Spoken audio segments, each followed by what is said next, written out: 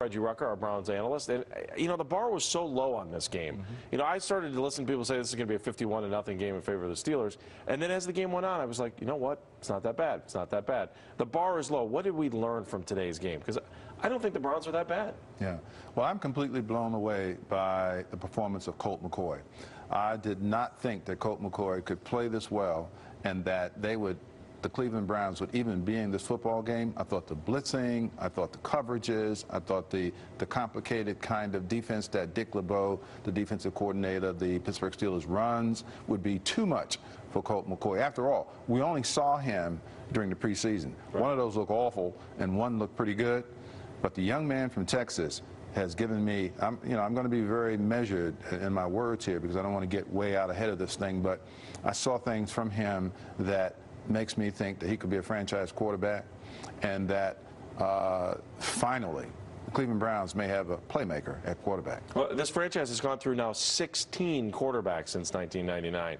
You have got to believe that for this team to go forward at some point, the quarterback has got to stick for more than a season or two. You're not going to win in today's NFL unless you have a playmaker at quarterback.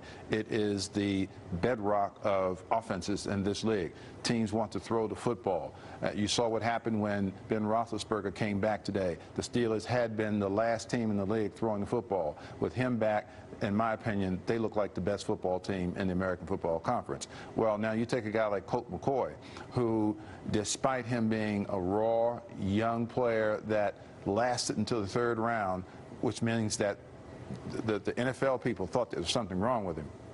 But he comes out there today and looks every bit a first-round draft choice, throwing the ball with poise, throwing the ball with accuracy, uncanny accuracy, and I just thought that the Cleveland Browns have to come away from there thinking, oh, maybe we've got a player here. Yeah, raw was a word that I heard all week long, but didn't think that once during the game today.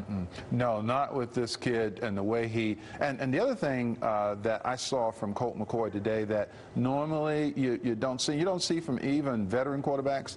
When the Steelers collapsed the pocket and McCoy was being pressured, he seemed to have that sixth sense, eyes in the back of his head. He was able to escape. Now that's because he's very mobile, he's quick. Don't forget, this guy runs probably about a 4.5 40, so that means that he's very elusive.